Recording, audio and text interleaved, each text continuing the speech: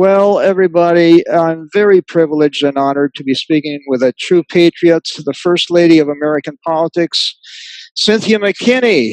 Welcome, Cynthia, and thank you so much for joining me today. Well, thank you so much for being persistent and continuing to try and get us together. This is our third time, and looks like the third time is the charm. Yeah, absolutely. Persistence is my middle name. Now, I really hope that we can have an animated, no-holds-barred discussion here where we can kick some really serious ass, pardon my Chinese. The last thing I want to do is be politically correct, okay? Okay. First of all, I want to give our audience here a snapshot of your biography, your illustrious life. You were born, Cynthia McKinney, to a nurse and a police officer. That's correct. Leola McKinney and Billy McKinney. That's right. His name is James, but they call him Billy. Yeah. James Edward McKinney, Yeah. who was a civil rights activist and a longtime legislator in Georgia. You earned your bachelor's in international relations from the University of Southern California. You later went to Tufts University in Medford, Massachusetts, pursued graduate studies at the Fletcher School of Law and Diplomacy.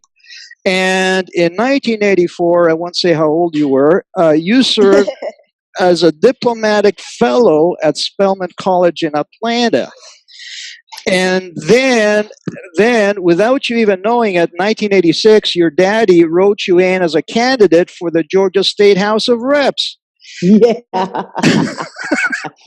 and without even campaigning, you won 20% of the vote based on name recognition alone. Okay, so what does that say about you? So you were the first father-daughter combination to serve concurrently in the same state legislature.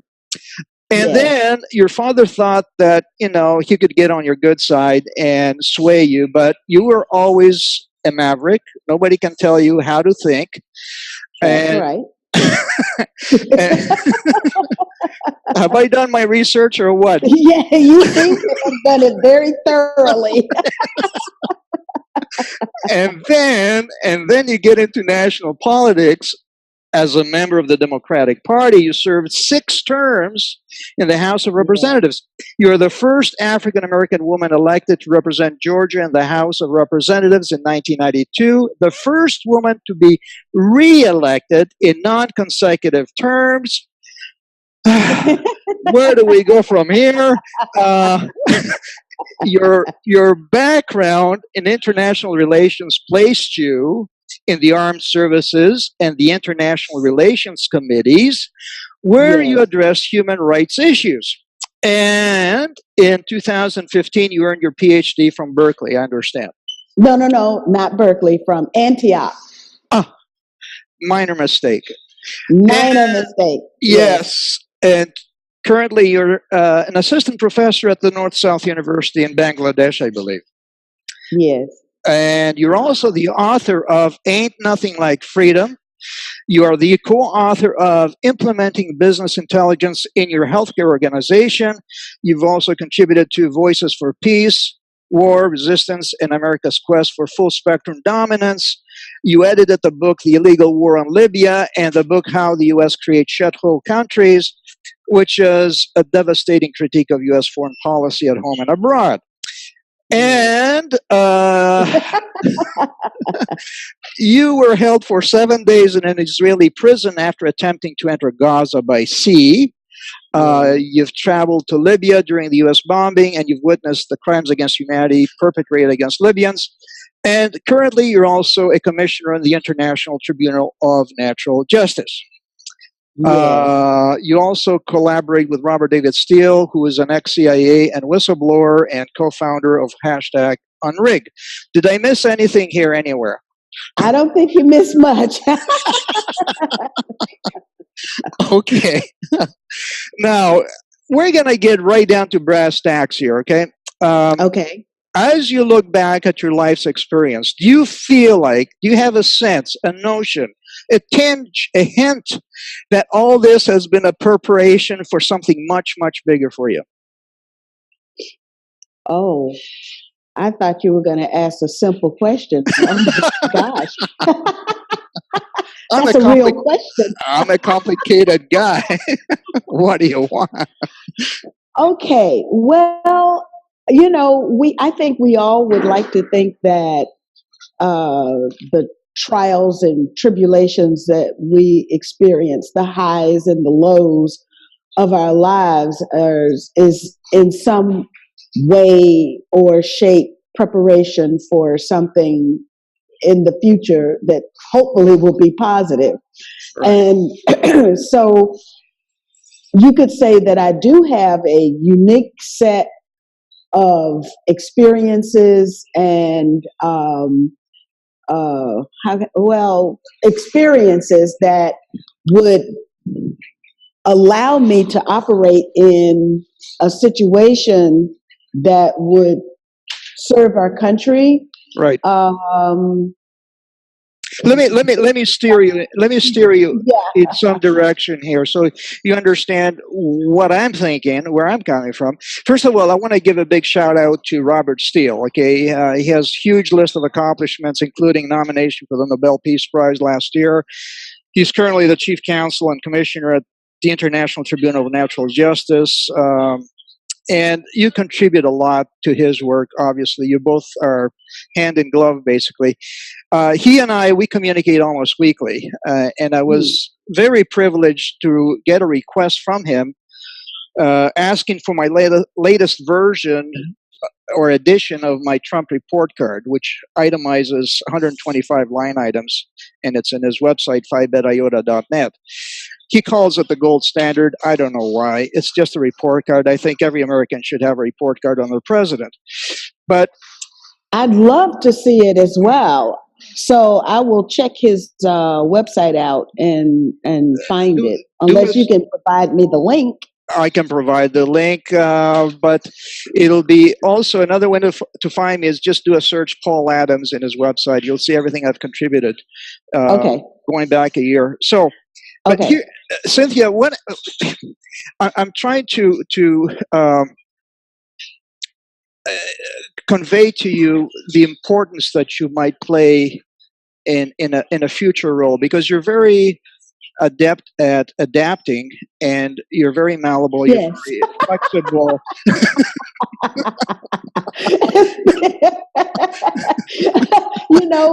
The academicians call it resiliency, right?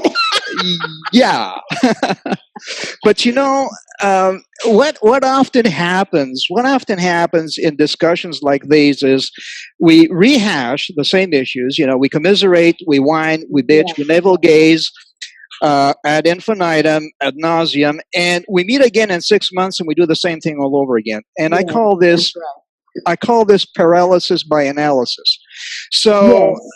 today I'm In gonna. fact, I'm actually sort of paralyzed by the analysis kind of thing going on literally right now with my remembrance, or actually what I've been revisiting is Dostoevsky. I loved Russian history when I was in high school. Right. And so the notes from the underground, oh my goodness. And of course, that's one of the critiques of that he makes, is that in the end, there's this class of intellectuals that all they do is intellectualize and never get Right. around to actually doing something. Right, exactly. You got it. My point, exactly. You nailed it. So, today I want to focus on solutions also, practical, out of the box, doable solutions, because I'm sick and tired of hearing about the problems getting fixed and they never get fixed. So, That's right. as a solution, I would like to propose that you, the Cynthia McKinney, the First Lady of U.S. politics, run for president in 2020. Okay?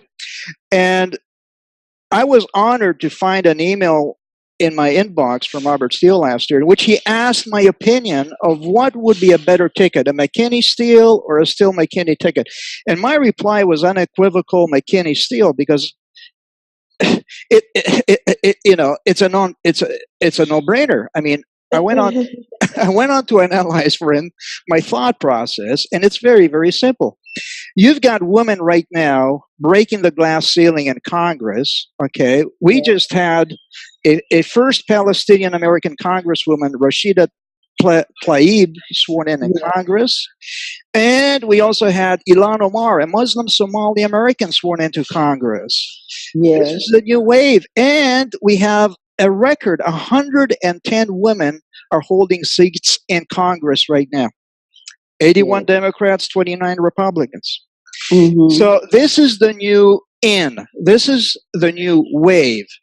And somebody who has known the ropes like you have, somebody who has the experience, who has been tempered like steel, is a shoe-in for this. This is my thought.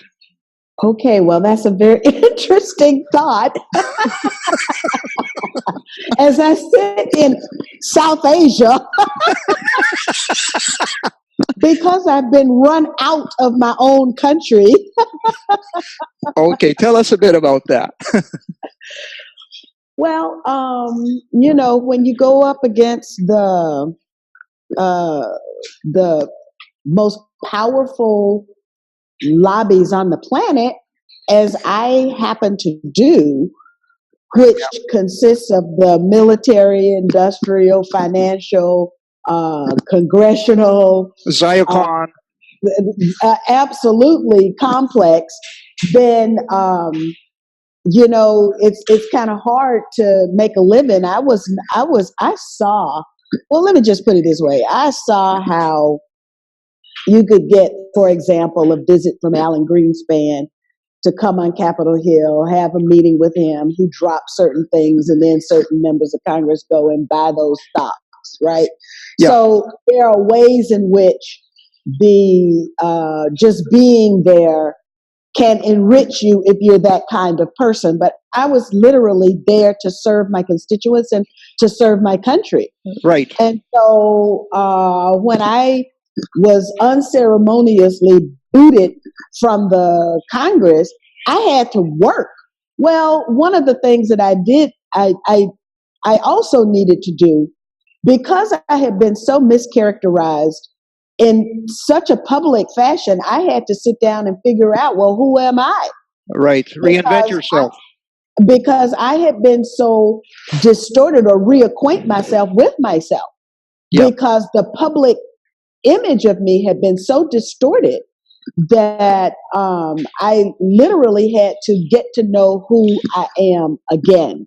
Right. And thank goodness I had the kind of family that's been through the twists and turns of politics and understands this kind of thing. And then, of course, I had always been kind of trying to get this PhD thing behind me, and so finally I was able to do that, and then that helped me to sort of reestablish myself, reestablish my values, and just know who I am. Sure. That was very important. That was a very important part of my development and my growth.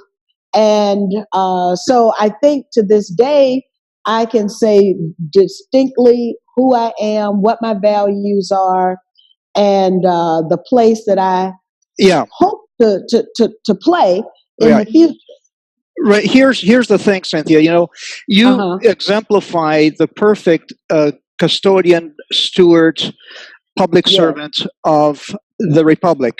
Back in the day when Washington and Jefferson, the rest of them were in vogue, they were not seeking public attention or public office. They had to be induced, cajoled almost, to run for office. Nobody was running for office back in the day.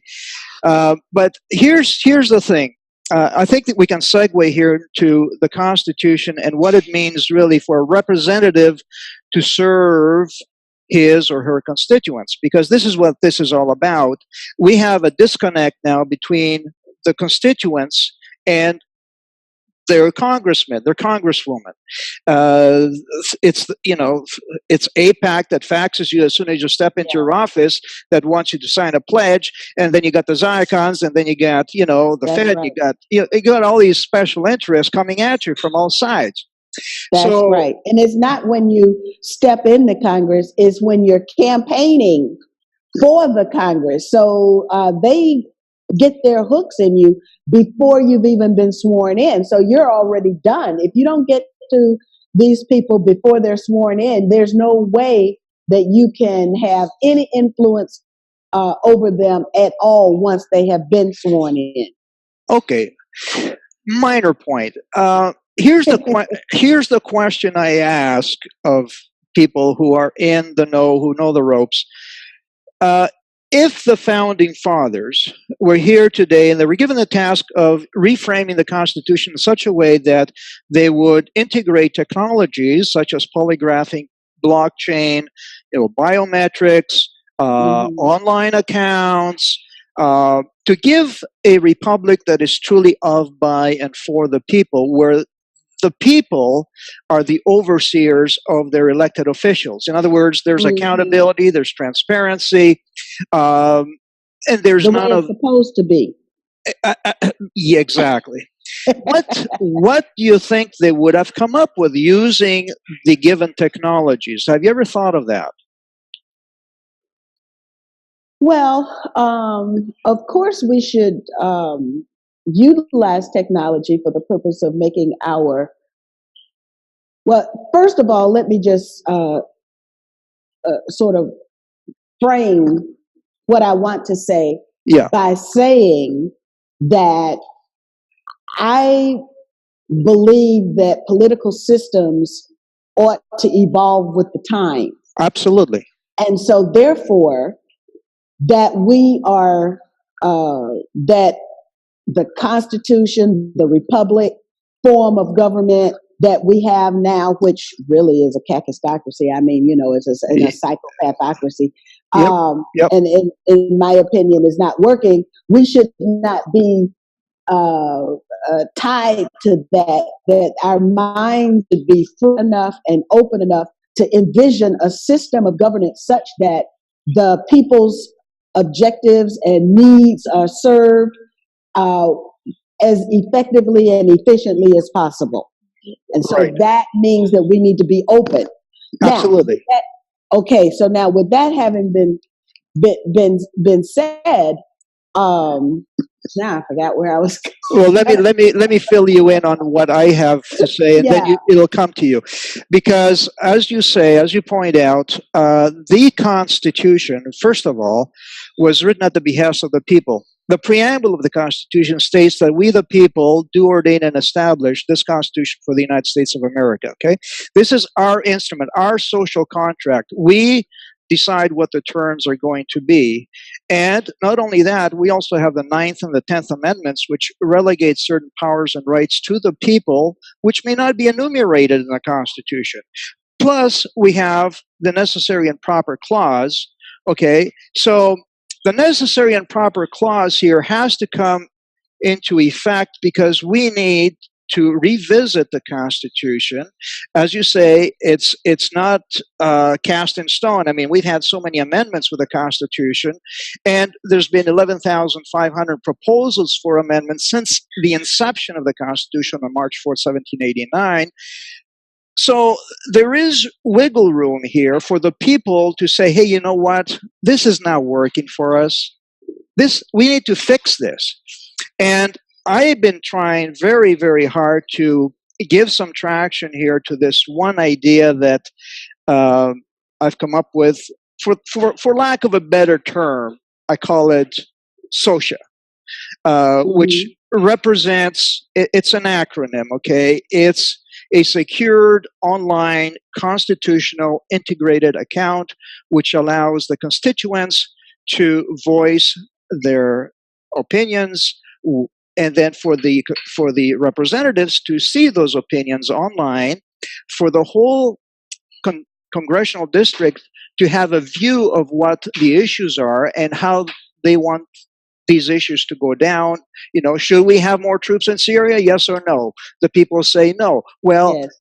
the representative has to vote according to the will of the people, or he gets the eject button pushed on him. He's recalled with a 30-day notice, and somebody else takes his place. This is how accountability works. You either work with the people or you're replaced. Simple as that. I mean, the ancient Greeks got it down pat. They came up with the vote on all issues. Switzerland has a similar model. People vote on all the issues. If the representatives don't follow up, they do not concede that we have to vote in accordance to the will of the people, then we are out of a job. So this is fundamental to a republic. To me, this is fundamental. Without that, and also without polygraphing, if we do not have the ability to hold certain rogue representatives accountable by, let's say, polygraphing them and determining whether or not they have been bribed or blackmailed, what do we have? We've got nothing. Okay, so basically, what you are seem to be recommending is a shift from what we have now to something that I would characterize as maybe a direct democracy hybrid. Participatory democracy. Yeah, well, you can call it what you wish, but in the end, it's the people who make the policy.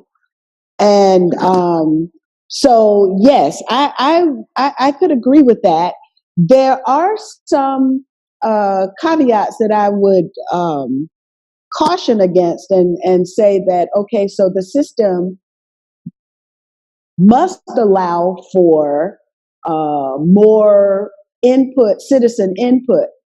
But when the citizen input, if we do that, then maybe we still would have slavery, or we still would have Jim Crow. So, and from my vantage point, I have to inject myself into that scenario and then see, okay, so now when hatred drives policy, then what is the result of that, and how can we stop that? Absolutely. You make a good point. I would hate to see, institutionalized hate. And obviously, we have a model right now that is broken. So, yes, we do. What is the alternative? Do we keep doing what we've been doing? I mean, that's the definition of insanity, expecting different results. That's correct. So we have to do, so you see, this is why this kind of a conversation is so important. And Absolutely. how can we use technology? Because you talk about blockchain.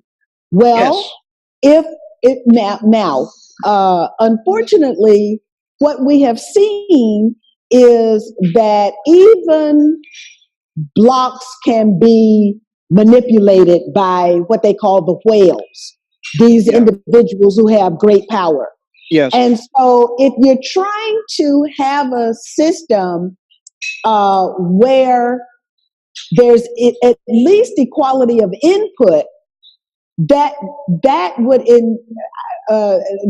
mean that we need to figure out how to eliminate this system where you have whales that are able to manipulate the blocks. Yes. But I have already placed indirect democracy.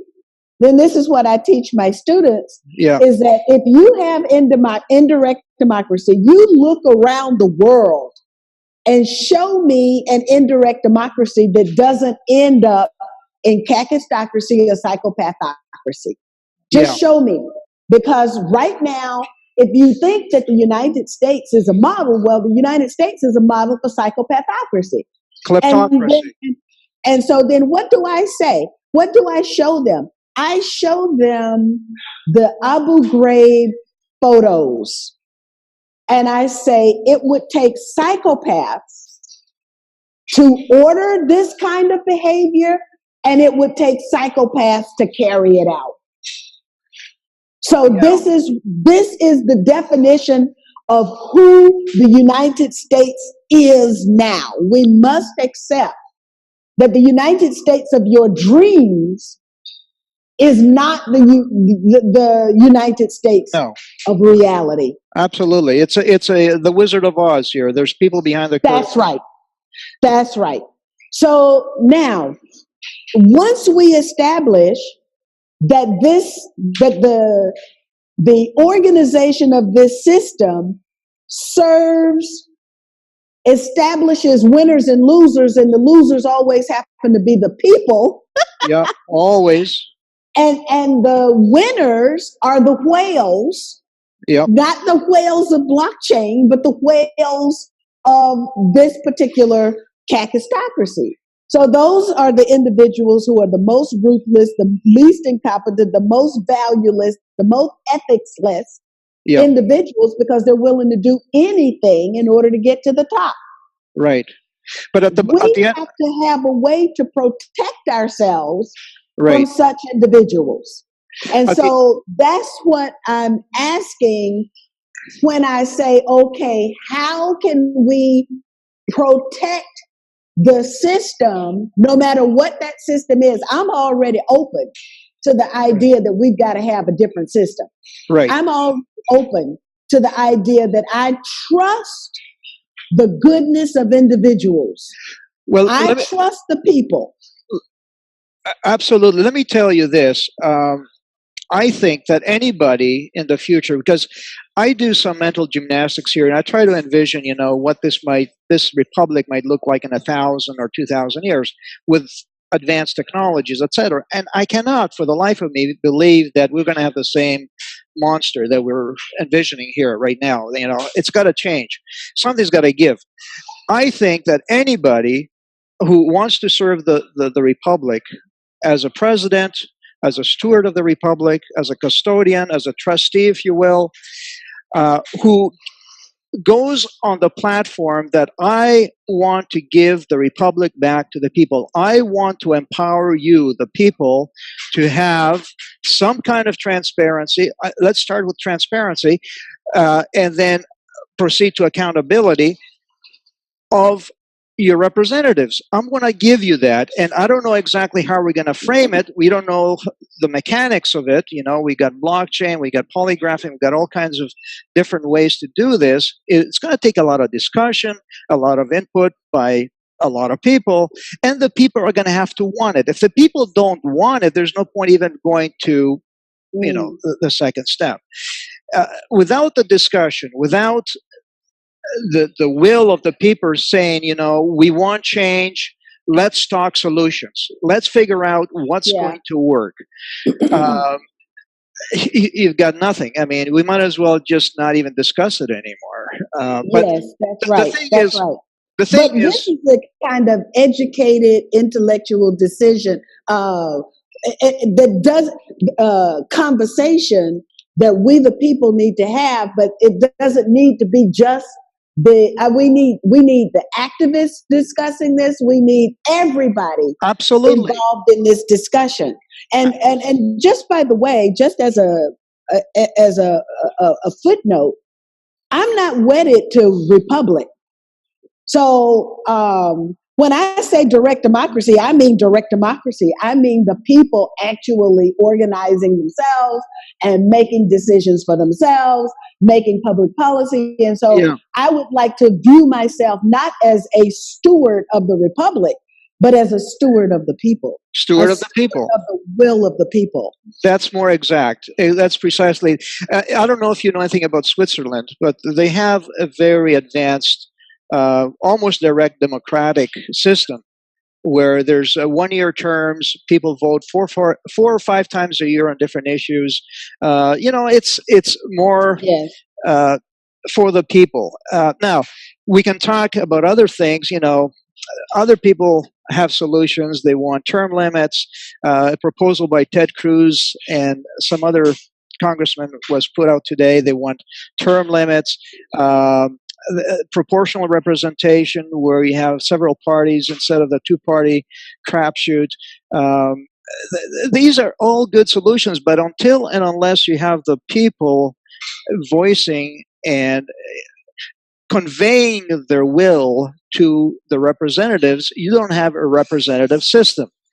You see, this is why I hate doing conversations like this, because I think I have at least the beginning, the kernel of a solution, which is my power cells idea.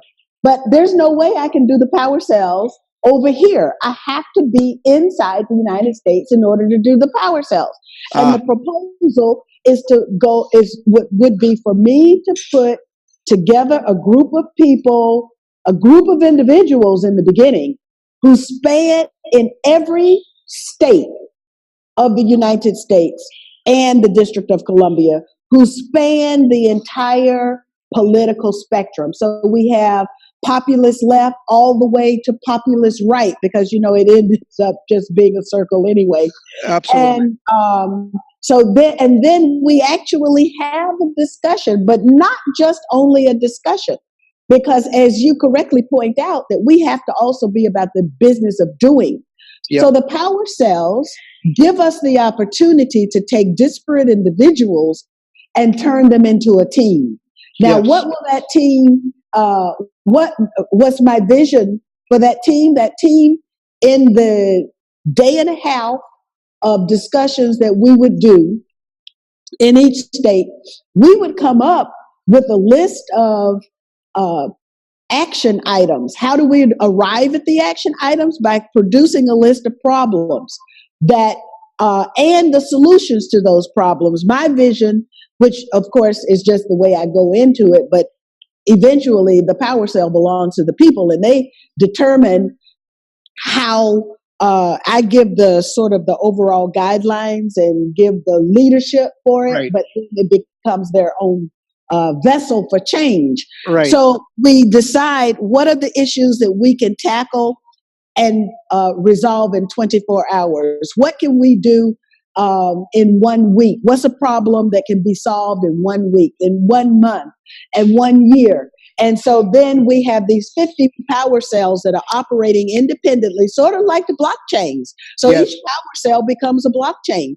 And yet there is also feedback to the other 49 power cells, so that there is this emergent learning taking yes. place. There's yes. emergent leadership being created. So we are getting new leaders, new ideas, and problems being solved all at the same time. A way of cross-pollinating. Yes, that's right. That's right. And I love I love the conception.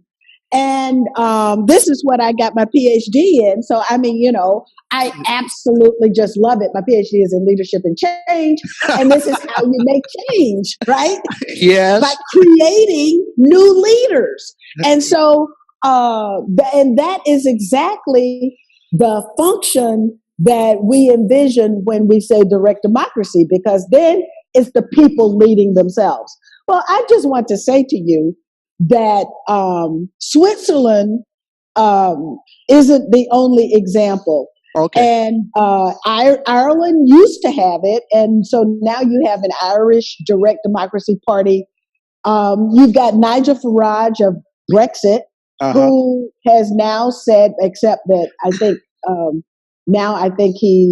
I can't remember, did he leave UKIP? I can't remember now, but he made an announcement and said that direct democracy was the primary platform issue for the UKIP party, which is his former political party. But now, in the area of direct democracy, we, the people of the United States, have to allow other countries to establish their own democratic processes, or Absolutely. non-democratic processes, whatever it is that the people want. Whatever So, the people want. for example, that's right. So for example, you have a discussion in Russia now about bringing back the monarch. Right. Okay, Right. so you've got this discussion. Let the Russians do what they want to do. Right. The Libyans had the Jamahiriya, Right. which was their form of direct democracy. I Right. just happened to have traveled to Libya several times because they wanted to know, particularly after I spent a week in Israeli prison, they wanted to know, who is this crazy American who is doing all these crazy things, right?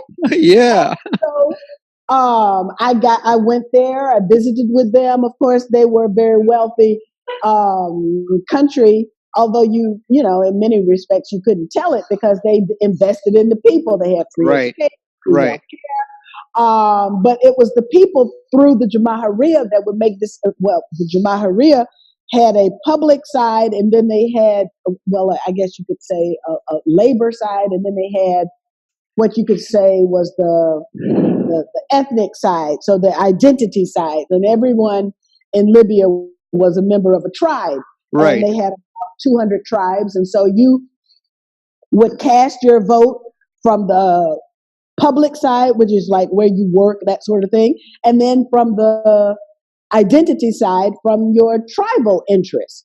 And Right. so people would make decisions, and when I happened to be there, they were trying to decide if they were going to invest more of the oil money into education, or if they were going to subsidize the price Yeah. of Yeah. gasoline. Yeah. So, you know, so countries have to be allowed to do what they want to do within their own borders, you know, Right. in terms of non-aggression. So, And we have to be Cynthia, respectful of that. so Cynthia, it's a done deal then, right? You're gonna run in 2020, right?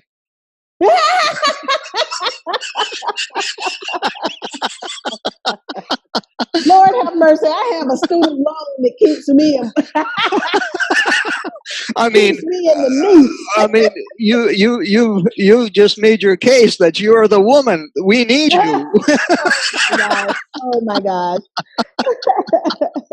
We want But you back here. What are you doing over there? you know, and eventually it is correct that eventually I do need to come back. And the only problem is the shutdown has got my retirement money all hung up in it. Well, listen, So anyway, you know, that's just my little personal thing. But I think that my return to the U.S. is going to happen. It's just a matter of time, but it might be a longer time because you know, that's just the problem that I have. You know, everyone has their own. I know. But you Yeah. heard of all the changes that are happening here, okay? Did you watch the George Bush funeral by any chance? Yes, I did. Did you see the handoff of the envelopes? Yes, I did. Uh, Yes, I did. well, there's something in the offing here. I don't know exactly what's going to happen, but it seems to me like the proverbial shit's going to hit the fan, and there's going to be. Well, now here's the thing. This is what I thought about just literally yesterday, and that is, I posted on my Twitter page what I would like to invite your audience, your listeners, to visit on my Twitter page, which is just twitter.com/Cynthia McKinney. I got shut out of my Facebook page. So Wow. I can't post on Facebook, but Oh. so anyway, I just posted about the impeachment. You know, House of Representatives now is in the hands Yes. of Democrats, and these wild-eyed Democrats have one thing on their mind, and that's impeachment. So Yeah. I can see impeachment happening, and I am very quick to remind people who just are so outraged by this that the Republicans are actually the political party that lowered the bar to having sex in the White House with Yeah. an intern, right? Yeah. And lying about it. And so, as an impeachable offense. Yeah. So now anything is an impeachable offense. But And You know why? Just being Donald Trump is is an impeachable offense. Yeah, So I he's can foresee that happening. However, here's the point I want to make, yeah. and that is, however, with the closets that exist in the United States Congress among those people who are not the freshmen, Uh huh. Donald Trump does have some leverage that could be utilized to prevent that. Well, it's a Mexican standoff in many ways. Yes, that's right. Everybody's got the goods on everybody else. He said he came out. He said today, you can't impeach somebody that's doing a great job. He's going back to his record of reducing taxes, which will only increase the debt by $1.3 trillion. The tax loophole is already there. It's still there for the rich, and interventionism is still there. The troops are in Afghanistan, Iraq. There's this pulling He out of just sent 80, he just sent 80 troops to Gabon. So I posted on my Twitter page, shame, shame, shame, real yeah. Donald Trump. The thing that gets me about Trump is this. He swore to the American people he was going to protect, preserve, and defend the Constitution. Okay, this is what we want of him, to just do that. Everything else is secondary. But what do we have? We have asset forfeiture. We have indefinite detention without due process. We have warrantless spying of Americans. We have the warrantless searches on Americans, not to mention, the illegal wars. Plus, he wants to abolish net neutrality. And he is abrogating the Constitution. He's trampling on it.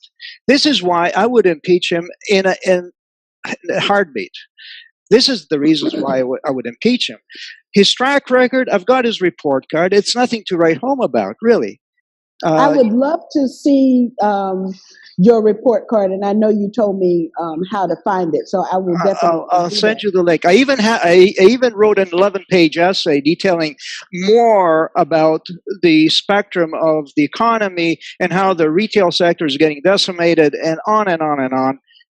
Because you see, this is how we need to gauge, and this is why on my Twitter page, and used to be on my Facebook page too, which is still there, people can go look and see, that I focus on policy, policy, policy. I don't care about Donald Trump's personality. I really don't care about Hillary Clinton's personality. But Right. what I do care about is the policies that they produce. The And results. so that's right. I care about the results. And so if your policy is to turn the United States government into a family business, I'm against that. If your policy, and so now what I learned is that Jared Kushner's portfolio has been further increased. So, this is an ingenue. Oh, yeah. And then all you have to do is wear some Ivanka Trump. Well, first of all, they probably don't make them in my size, particularly since I have gotten older and gotten bigger too, which is something I need to work on. Ivanka is the antithesis. All you have to do is of anything wear that you Ivanka Trump represent. clothes, and then you can become United Nations ambassador. Oh, I mean, this is ridiculous. This is absolutely ridiculous. You have the Secretary of Education, who has no experience in education, and her brother runs the Blackwater. Exactly. So, and then I remember I watched all of the candidate Trump rallies. And I remember watching when he made the excuse that he wanted to have billionaires in the cabinet. And at that moment, I loved that he talked about the system being rigged. I loved that he talked about draining the swamp. I loved all of that. But these were all focus group talking points, Cynthia. He knew what to tell us. He knew exactly what the people want to hear. Yeah, I loved it, and he has done some good things. I don't hate Trump just because he's Trump, unlike Democrats who just But what I would say is I don't dislike the person, but give me some policy. Give me some policy that I can take home and live Well, on. I hate to be the jaded pessimist here, but as much as I, supported Trump and I went all out, I had a podcast called American First Mhm, Radio. It ended when mhm, he fired 59 missiles into Syria. I knew it was game mhm, over. This mhm, guy gets his policy talking points from either Kissinger or the Fed or mhm, Schumer, mhm. APAC. I mean, I had a list of 50 Ashkenazi Jews in his inner circle during the campaign here. And then you got Yeah, Kushner, who's tied at the hip with Bibi Netanyahu.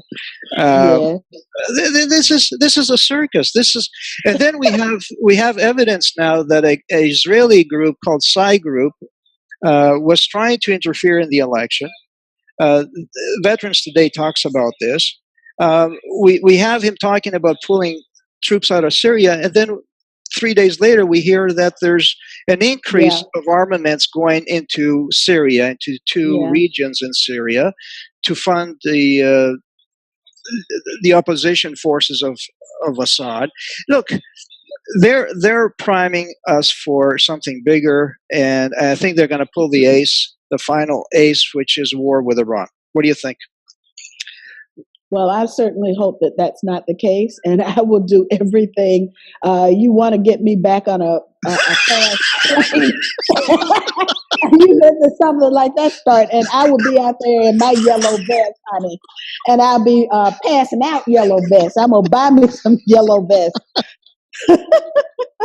So yeah, What? I think that that kind of sense of urgency and outrage is basically what we need to get organized, and that might be a function of our power cells when I come back too. Yeah, well, we have from the Jerusalem Post here an article stating that Sheldon Adelson watched the midterm elections with Trump at the White House. Okay, should I say any more than that? Um, eh, eh, we I've come to call it the banana republic of the United States of Israel.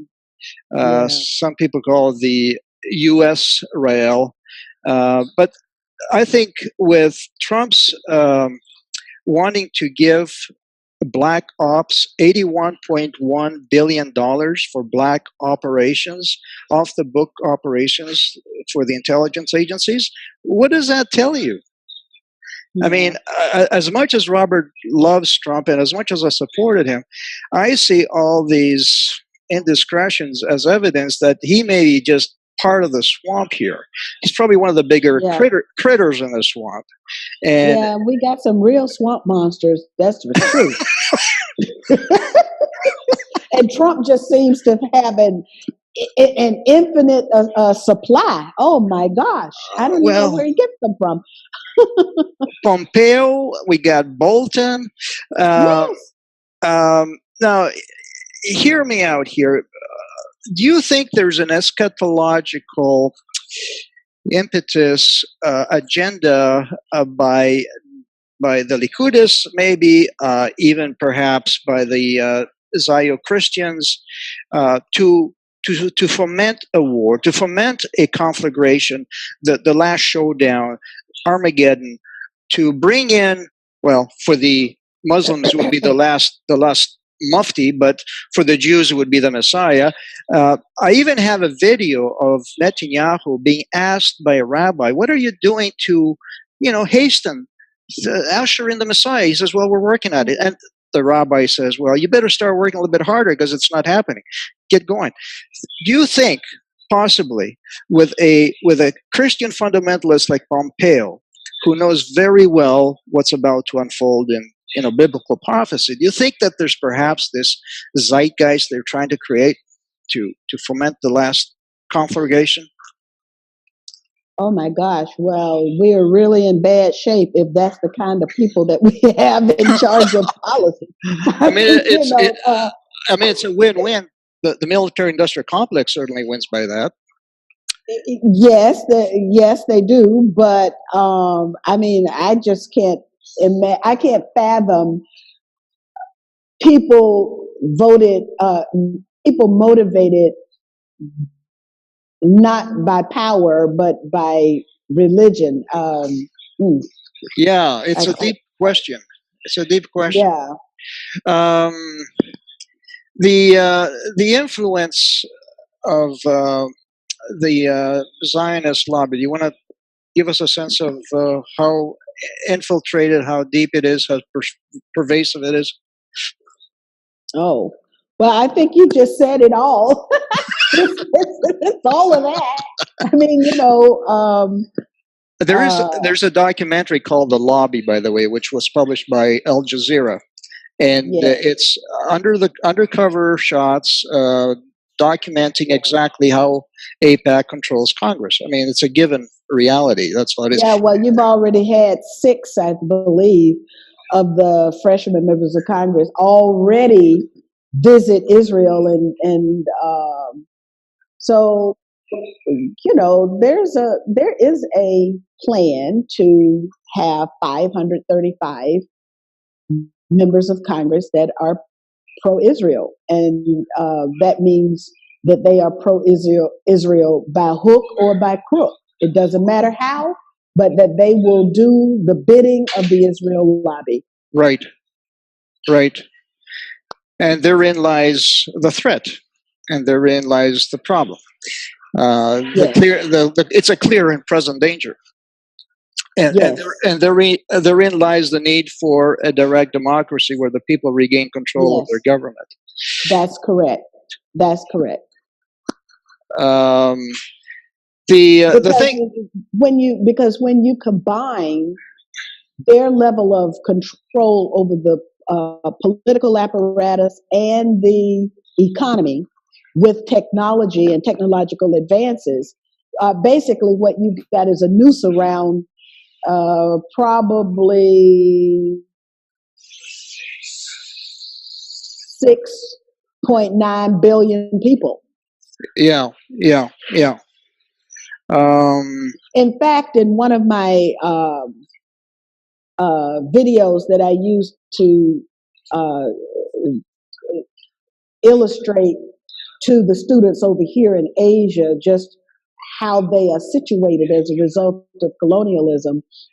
Um, the latest figures, I believe, is that the world economy is controlled by people, by 300 people, right, enough who can sit on a 757 or so. right. And from what I heard here in the United States, there's something like 200 Ashkenazi Jew families that really pull the levers. I don't know how true that is, but when I think of the name Israel, the word Israel, it's really a misnomer because and I have nothing against the Jewish people, but if the Jewish people wanted a homeland, they should have called it Judea. Israel Mm. connotes the fact that Father Jacob, who was then renamed to Israel, um, produced 12 tribes, the 12 tribes of Israel, and there was a 13th one, Dinah, the daughter. These 12 tribes came out of Egypt. Nobody talks about that.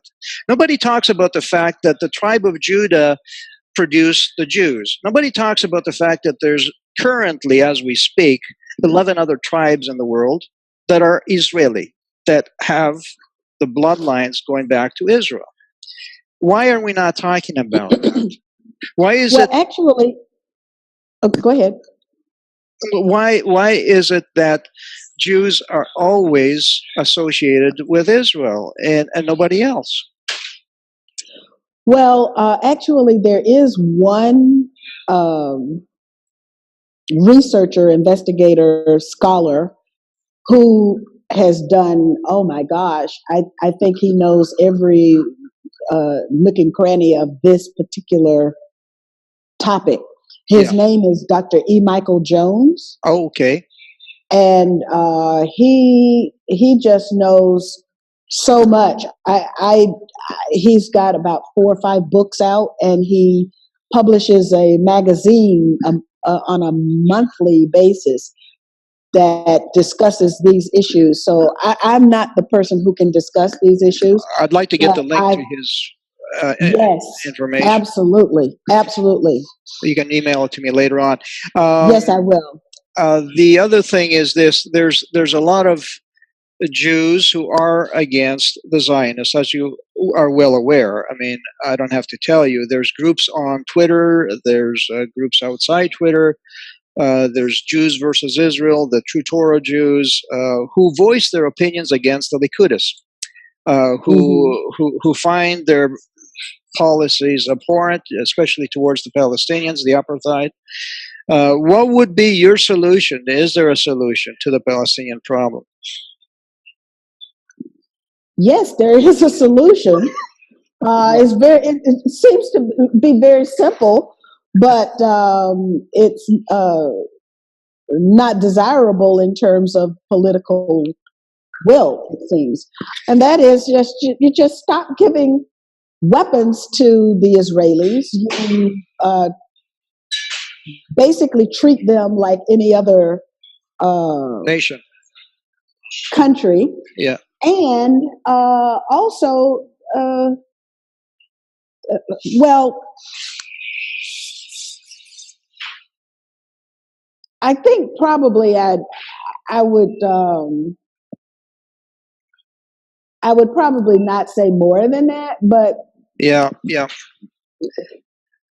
Well, that they have ways to destroy people's careers. I mean, oh yeah, well, I mean, that's the I think I'm case study number one for that. So that's not yeah, so if you discuss things, but what I was really thinking about is the criminal nature of the the governance of the state of Israel right now. That's what I was thinking about. That you got as oh, now I can't think of his name, Jeff Gates, yeah, who wrote Guilt by Association. yeah, He calls it an intergenerational, international criminal cabal. hmm, And that's what we have. yeah, And so it's like an organized crime yep, syndicate that utilizes people's valor and their vices hmm, in order to enrich itself yep, and destroy others who might disagree with its power accumulation. yep, yep. No, I agree with you. They will use whatever device they can to implement their agendas, and Yes, these are people that are almost transhuman. They do not have the same set of values that ordinary people have. They do not that's distinguish. correct. They do not distinguish between right and wrong. To them, the ends justify the means. Justice is for the powerful, and so forth. Might makes right. All of that. Well, I think it might be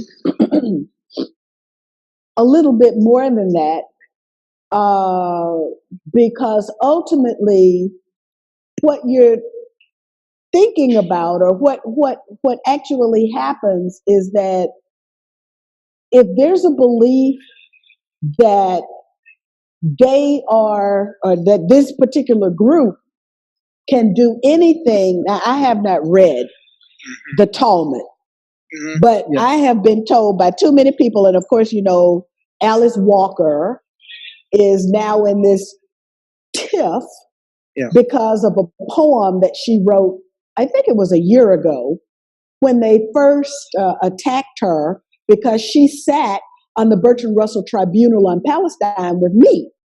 And she wrote, and so they went after her, a speaking engagement that she had at the University of Michigan. yeah, Very prestigious. But you see, these people want to do nothing short of total destruction of anybody who happens to think differently. right. And so they went after Alice Walker, and so she wrote this poem where she said she looked at the Talmud. Now, I haven't read the Talmud, but I've had a PhD in religion to tell me, Cynthia, you need to read the Talmud. So I guess eventually I'm going to get around to it. But what I'm told about the Talmud and what's written in Alice Walker's poem is Right, that these people feel that anybody else, that they can do anything to anybody right, other than their own group. right, right, right, So now, if this is the way you feel, this gets back to that question I posed about what do we do with the whales? right. What do we do with the people who are able to utilize their power and then persuade the general public on an issue of hatred rather than an issue of like common sense? Well, the thing is this. Obviously, you nailed it here. Any group that pulls the supremacist card, that we are a notch above everybody else, that we have certain rights and privileges that nobody else has, that we can invoke, our genetic superiority, if you will, to impose our will on others, is a danger to humanity. And I have here, quotes from the Israeli Minister of Education, for example. She was interviewed on YouTube by Amy Goodman. She said that the Zionists use the anti-Semitic card as a trick. It's part of their ploy. Yes. And then you have people like Sima Vaknin Gil, who's the director of Israeli Ministry of Strategic Affairs, who has come out openly and says that they have plans to brainwash the Goyim of the United States. And that also includes the good-hearted Jews, by the way, because there are Jews who are opposed to the Zionist agenda. So it's not just the Goyim, it's the good-hearted Jews that are suffering from this. And if the good-hearted Jews even make a sound, a noise against the Zionists, then what happens is, then they get anti-Jewish hatred spilled on them, and they're threatened, and they're told, if you don't toe the line, you're going to end up in the ovens again. So you better, come with us Zionists and do our bidding, or else you're going to have more hatred imposed on you, dumped on you. They also have hatred that they impose on the as you say the good-hearted Jews. So you have someone like Gilad Atzmon, who was in the Israeli Defense Forces, and with every bomb that was dropped, Gilad began to ask, uh, and he tells the story of how those bombs have um, the symbols of Judaism. So this is not Israel dropping the bombs. This is Judaism dropping bombs. So he began to ask the question, what does it mean to be a Jew? And he basically is having this conversation, as I call it. He's having a conversation with himself out loud, and that is the result of the book, The Wandering Who. And Gilad Atzmon everybody came down, who was anybody, came down on Gilad. And Gilad right now is being treated like the rest of us. He's got the anti-Semitism, in other countries, it's a legal charge. Right. So he's got an anti-Semitism charge that has been leveled against him. I think it's actually libel that they're saying. And so he's got a legal defense issue that is going to send him into bankruptcy. So he's literally touring, trying to raise money for his legal defense because he has been put out to pasture, because he's one who just said, okay, I want to understand who I am. And he did it in an open kind of way. But can you imagine if other groups did the same thing and pulled the victim card? I mean, look, we've got Armenians who were slaughtered. We got Slavs, Slavic people. Some 30 million Slavic people were killed during World War II. We got Germans. We got 2 million German prisoners who were denied tents and sustenance after the war, and they got killed. Not to mention civilians. I think there's something like 20 million people that died after the war, German people. Imagine if each of these ethnic groups went around with a huge chip on their shoulder, pulling the victim card, saying, hey, you're anti-Greek, you're anti-Slavic, you're anti-German, you're anti-Armenian. I mean, the world would be in a totally different mess than we have now. Everybody would be, wanting their rights and privileges. Well, So, everyone should have their rights and privileges. but not by And pulling the victim card. we should remember what hatred begets. So I don't disagree that we should forget, but there's something called reconciliation. It's what Yeah. a husband and wife do when they have an argument. And maybe there's some spousal abuse in the process. And so you can say that we have abused each other. So now, what is the process that we can engage in so that we can stop the abuse, stop the inclination Yeah. to abuse, and we can reconcile with each other after the abuse? Yeah. Yeah, well, there's a story. I don't know if it's a true story or a myth, but in Africa, apparently, tribes who were trying to reform, somebody who went astray, for example, somebody who committed a crime, they would take this individual aside in a camp for 2 weeks where the elders of the tribe would remind this individual of all the goodness, of all the good deeds this individual produced over his lifetime, to remind him of his goodness. This is absolutely a most beautiful paradigm. If we could implement it, it would really I change. do believe we can implement positivity. Yeah. And in fact, we do have kind of a responsibility to utilize the knowledge that we have. We've moved past.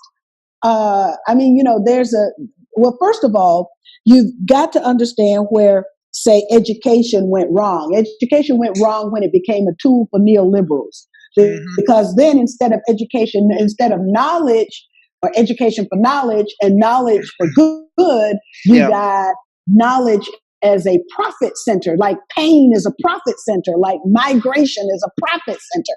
So then you figure out in this closed loop of global economy that you figure out how to abuse people. So we've got to we have to change literally everything, particularly in the West, right? Because it's this idea of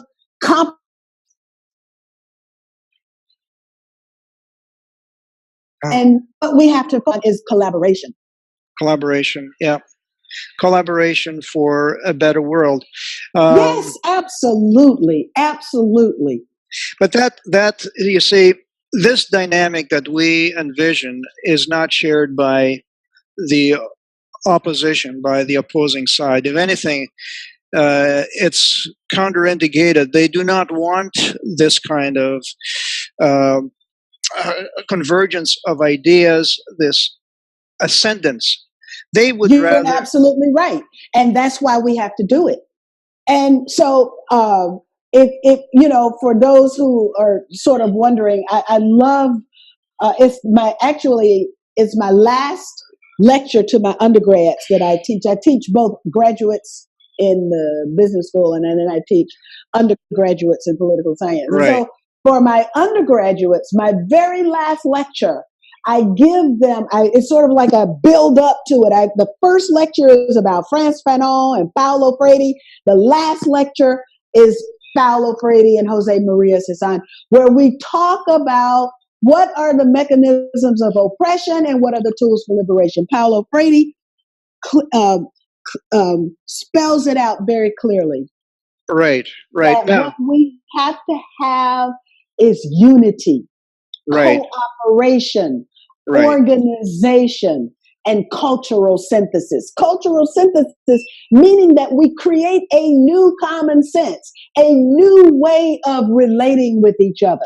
Right. That doesn't involve oppressing each other. Right. And so with that cultural synthesis, I absolutely have every bit of faith in we the people of every country, that Right. if we allow them the opportunities to have input into their policies, that we can also organize against these people, the whales.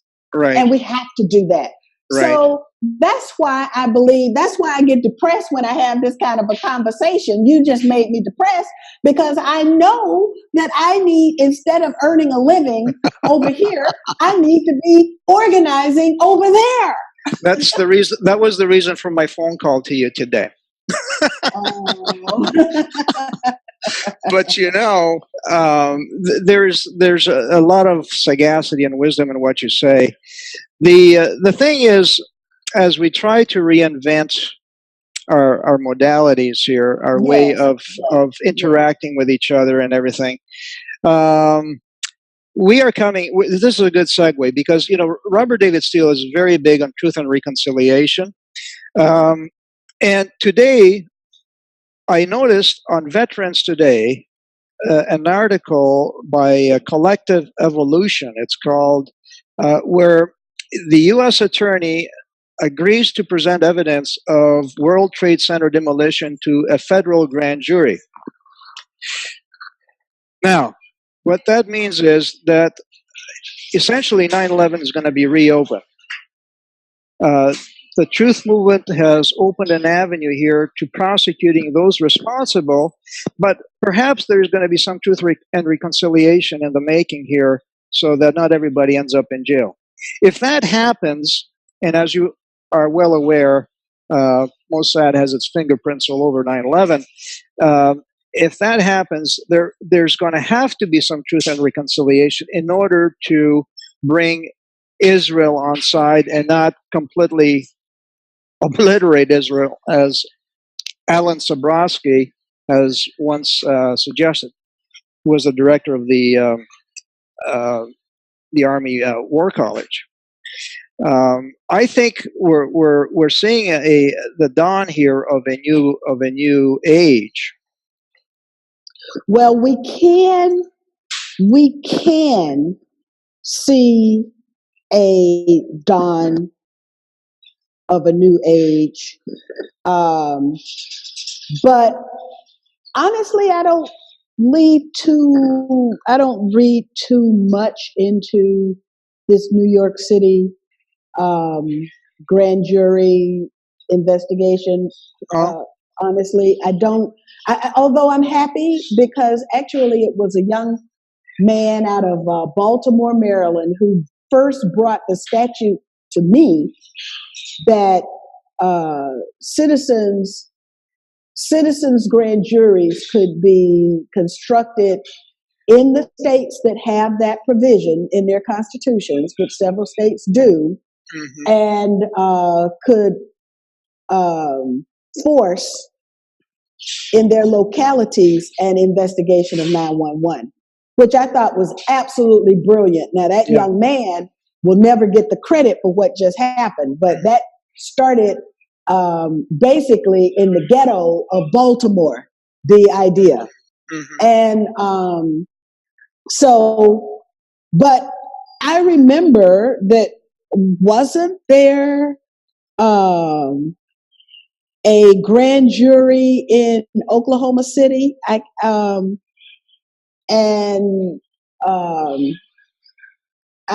remember the Oklahoma City.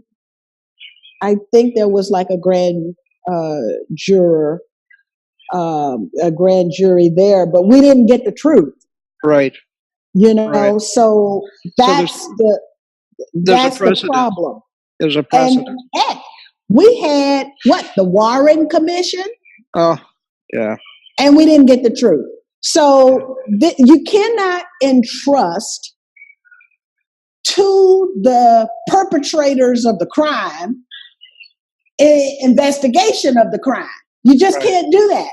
Right. And so when you say the U.S. attorney, I'm sorry. Okay. It's not going. It just doesn't. it Okay. doesn't.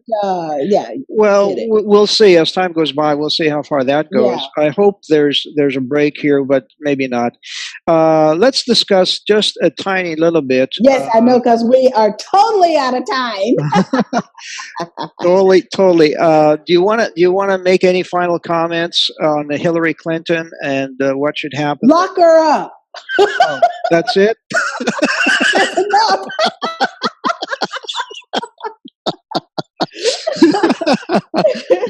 You are so much fun, you know.